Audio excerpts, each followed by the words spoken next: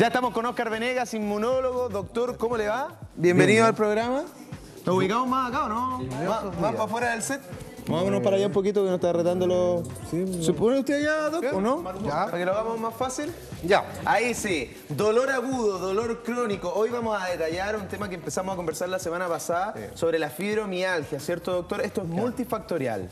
Es multifactorial y el otro aspecto que es importante considerar es cómo el dolor deteriora la inmunidad. O sea, sobre todo el dolor crónico, puesto que el dolor agudo es necesario. Si usted, por ejemplo, se quema con algo, es importante el dolor agudo para que retire, para que salga de ahí. Pero me refiero fundamentalmente al dolor crónico. El dolor crónico, ¿por qué deteriora? El tema, ¿y qué es lo que deteriora en nosotros?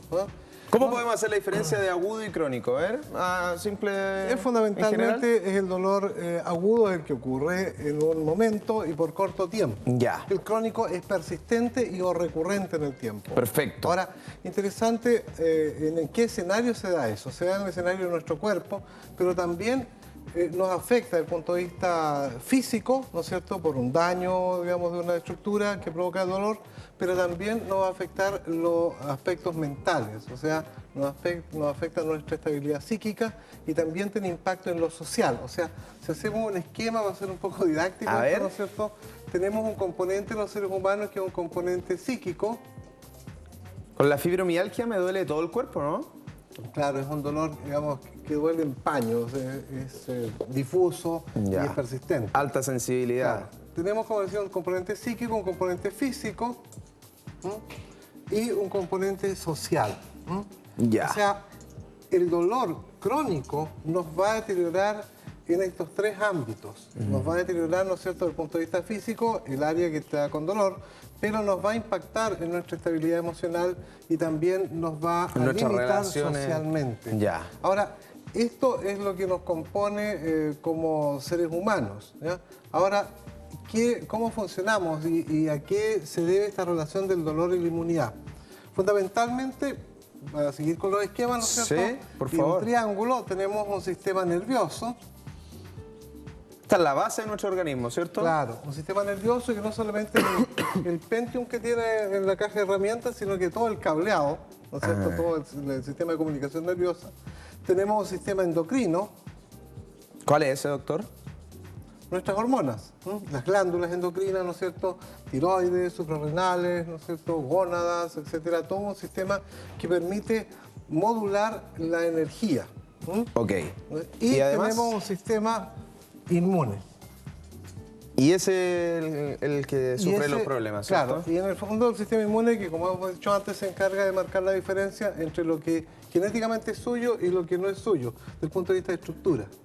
Ahora, estos tres sistemas no funcionan por separado, o sea, uno no tiene el sistema nervioso como una mochila al lado ni el sistema inmune. Claro. Funcionan altamente integrados. Todo conectado. Exacto. Ahora, esa conexión no es de flechita, sino que los componentes, digamos, que genera el sistema nervioso activan o desactivan la inmunidad al igual que actúan sobre el sistema endocrino. Y a su vez las hormonas influyen, por lo tanto, esta influencia es continua en este momento en usted, mí y en los televidentes. O sea, no es algo que esté esperando un momento para actuar, es nuestro continuo. Doc, hablábamos la semana pasada y hoy estábamos tratando de complementar, hacerlo más didáctico para que quede bien clarito el tema sobre la fibromialgia. La asociamos directamente al dolor. Usted aquí tiene matriz del dolor. Ahora, ¿a qué dolor se asocia la fibromialgia? Al dolor crónico. Dolor crónico. Claro. Perfecto. El dolor crónico, digamos, permiso, un borrador. No es dolor agudo. No. Pero esto es como crónico. Cuando uno, la típica frase, duermo bien, pero me levanto y no sé qué me pasa y ando con dolor todo el día. Claro. ¿Sí? Y anda atormentado en lo psíquico, en lo físico y en lo social. La fibromialgia es una expresión de dolor, un cambio en el umbral del dolor, tanto a nivel periférico como a nivel del sistema nervioso central.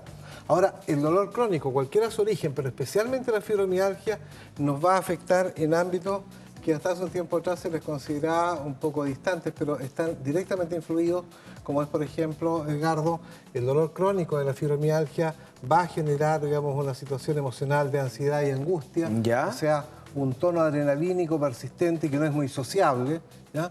Por otro lado, ¿no es cierto?, esto nos va a generar también deterioro de nuestro ánimo, fundamentalmente con una limitación de algunos neurotransmisores. Cayendo en depresión. Serotonina, cayendo en depresión, pero por agotamiento. Perfecto. Por agotamiento, no porque tengo una pena, sino porque el dolor crónico nos agota al punto, ¿no es cierto?, que nos lleva a un estado depresivo, a estar con una emocionalidad de ansiedad y angustia. Y por ende, derivado ya sea del estado depresivo o de la angustia o la ansiedad, nos va a llevar a alteraciones del sueño. Ahora, esta fenomenología, ¿no es cierto?, es fácil de entender. Es fácil de entender, pero disculpe, estamos hablando de tantos factores que ¿cómo se sana una fibromialgia? ¿Cómo nos recuperamos de la fibromialgia? Con un abordaje que no es solamente desde el punto de vista de lo físico, también en el ámbito mental y social. Lo mencionábamos en la vez anterior, ¿no es cierto?, es interesante en esto que es la comprensión y el apoyo de la familia de una persona que tiene fibromialgia. Y no considerarla que es una persona que realmente le duele hasta que la toquen y es fastidiosa. No, es un ser humano que clama por apoyo, clama por, digamos, un mayor apego, un mayor apapachamiento, porque indudablemente que está con una situación de deterioro. Bajo ese punto de vista, disculpe, ¿una persona no muere de fibromialgia? No. ¿Por ningún motivo? Pero sí puede llegar al borde o a un cuadro de suicidio, ojo. ¿Por la depresión? Claro, o por ejemplo tener alteraciones del comportamiento que le lleven a poner en riesgo su salud. Y baje las defensas y se enferme de otra cosa. Claro, si bien es cierto, exacto, no lo va a matar la fibromialgia, pero sí lo que va ocurriendo en el sistema nervioso central, especialmente en el cerebro, y eso es un tremendo avance en los últimos años de la tecnología de imágenes, y las personas con fibromialgia en forma persistente, que no se aborden adecuadamente y no mejore su situación, va transformándose y se va deteriorando el cerebro. Ya. O sea, en el fondo, el dolor te achica la funcionalidad del cerebro. Doc, o sea, ¿y quiénes son las personas que están más propensas a sufrir de fibromialgia? ¿Cuáles son los factores de riesgo en esto? en general, digamos, la fibromialgia es más frecuente en mujeres en la medianía de la edad, o sea, sobre 40 años más frecuente, no obstante se puede dar en personas más jóvenes, pero predominantemente en mujeres y especialmente en la etapa perimenopáusica, Ya. porque hay cambios hormonales que llevan a un mayor factor de predisposición. Pero hay un ámbito que recién se le empieza a considerar con mucho más interés, que es los trastornos digestivos y la influencia en este problema que es la fibromialgia. Bueno, si a eso, disculpe, le sumamos un hecho puntual, la muerte de algún familiar, Claro. el que enviude, quizá, no sé, algún problema de ese tipo, ¿eso puede acentuar también el que sea propenso a la enfermedad? Sí, lo va a acentuar, pero la matriz del dolor que se genera en la fibromialgia se produce fundamentalmente por trastornos digestivos. Fíjese, interesante porque antes se le consideraba que la fibromialgia era una enfermedad psiquiátrica. Después de un tiempo se le consideró, ¿no es cierto?, que la fibromialgia era una enfermedad reumática, puesto que los pacientes con fibromialgia no tienen ningún parámetro que tenga asidero, digamos, por reumatismo, porque no es un reumatismo, sino que es una baja del umbral, ¿ya?, de sensibilidad a nivel muscular. Gastritis, hígado graso, cáncer digestivo, todo eso. ¿No? No. ¿A qué se refiere entonces? Los trastornos digestivos, y es buena la pregunta, no se refiere a eso que menciona usted, sino que fundamentalmente a lo que se llama el síndrome de intestino permeable. O sea, un intestino inflamado persistentemente, ¿no es cierto?, que lleva a la mayor permeación de toxinas digestivas hacia el torrente sanguíneo.